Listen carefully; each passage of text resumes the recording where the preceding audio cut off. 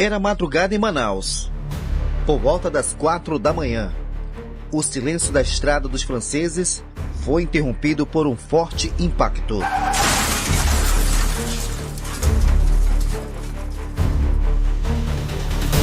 Um táxi e uma caminhonete Hilux se envolveram em um grave acidente. Dentro do veículo de trabalho, o taxista Valdeci da Silva Costa, de 63 anos, levava uma passageira, Dona Dulce, uma corrida comum que terminou em uma terrível tragédia. Segundo familiares, o condutor da Hilux, conhecido como André, estaria alcoolizado no momento da colisão. As imagens que ficaram foram de total destruição.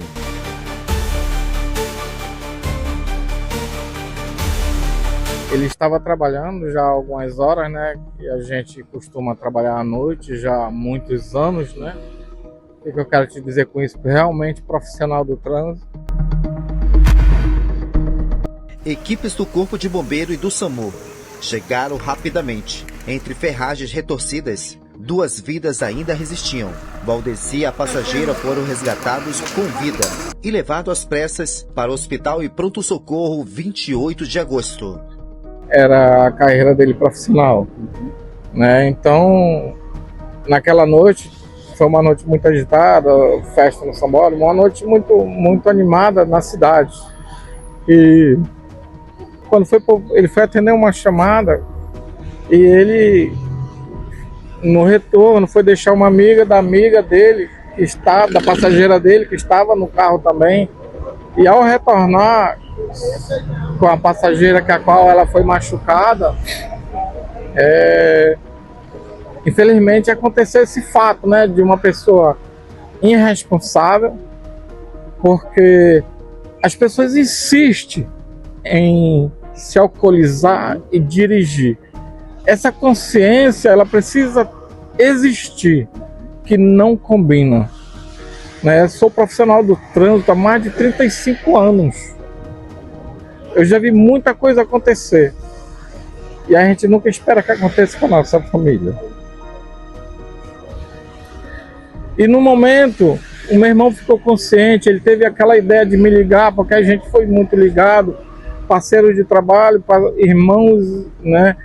E a gente sempre trabalhando junto. Ele me ligou e eu imediatamente cheguei junto do acidente.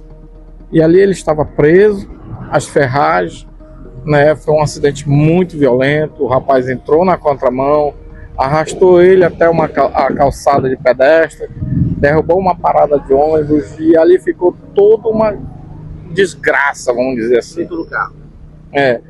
E o meu irmão ficou preso, mas teve que primeiro tirar a passageira dele, que sofreu muitos danos, né, no rosto, na cabeça, quebrou a costela, perfurou o pulmão.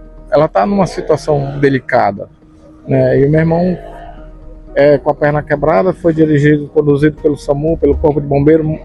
Quero agradecer o Corpo de Bombeiro, que foi muito rápido no socorro, o SAMU também, né? E de imediato ele já estava dentro do 28 de agosto.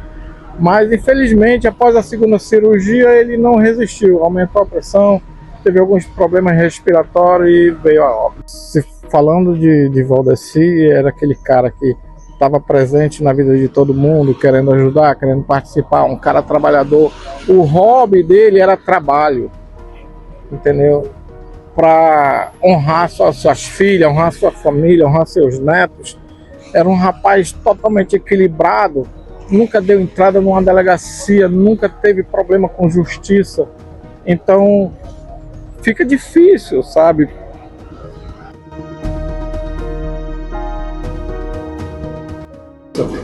Justiça, nós precisamos mudar essa situação, juntamente do DETRAN, juntamente do IMU, juntamente dos órgãos públicos.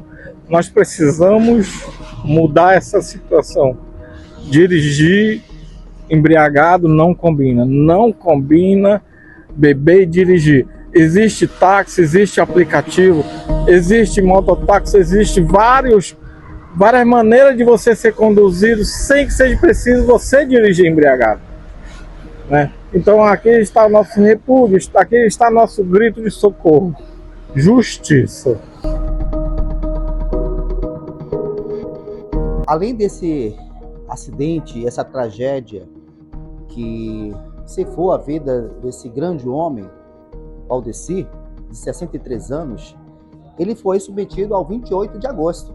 A segunda família teve aí uma suspeita de negligência. E como foi? Você que estava acompanhando o seu pai naquele pronto-socorro, e o que os médicos falaram em relação à saúde dele? Bom, a princípio ele deu entrada, falou que ele tinha tido fratura na perna, né? E ele ia fazer uma cirurgia dentro de 2 dias. A cirurgia ocorreu na segunda-feira.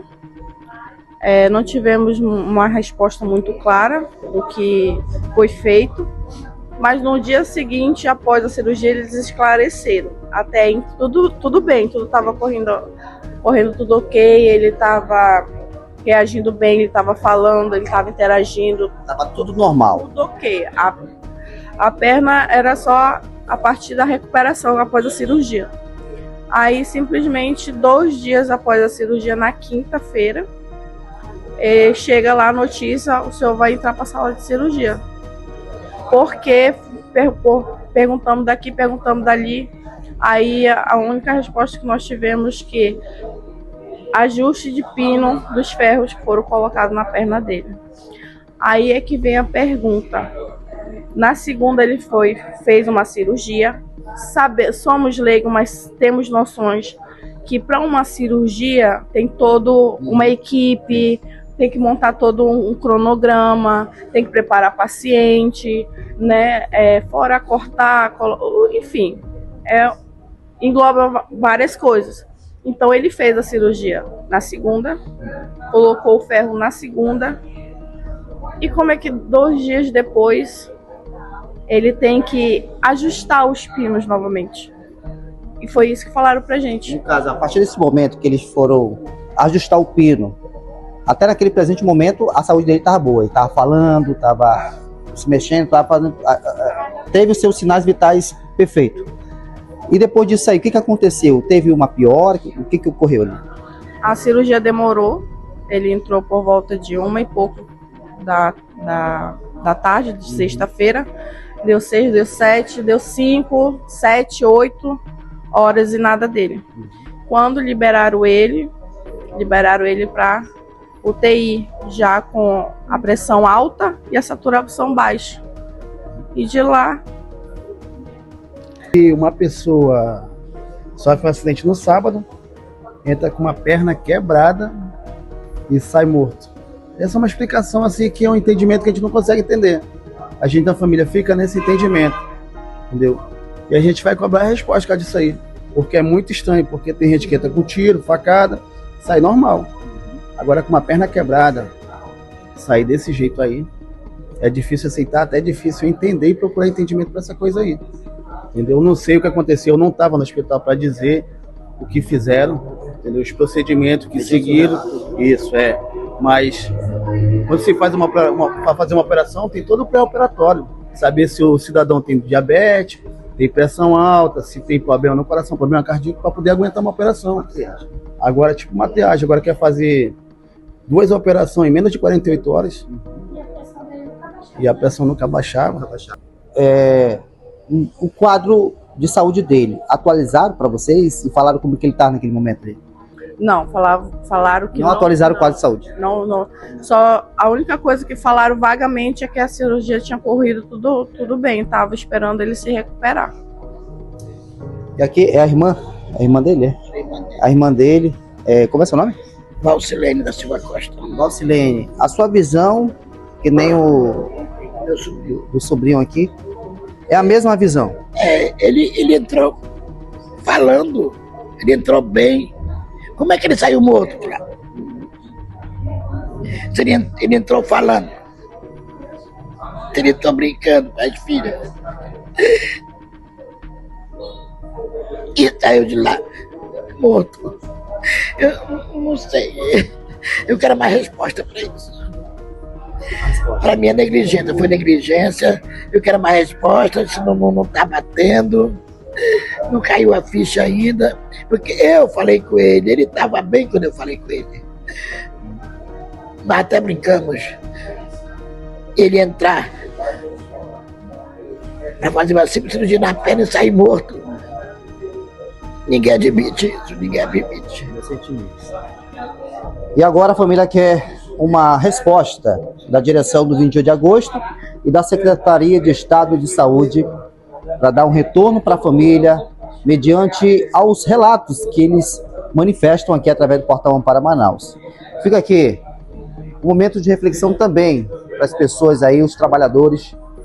A partir do momento que você está no final de semana trabalhando, trazendo o pão de cada dia para sua casa e vem o infrator desse, alcoolizado, e bate no carro de um trabalhador, deixando aqui a dor para a família, uma dor imensurável. Até nós nos solidarizamos com toda a família. Daqui a pouco ele vai para o cortejo, mas fica aqui a pergunta e reflexão para o Estado. Bora investigar e vamos trazer a resposta e justiça para essa família. Nas imagens, Daiana Grazioli, a reportagem Efrazão para o Portal Ampara Manaus, a informação compartilhada.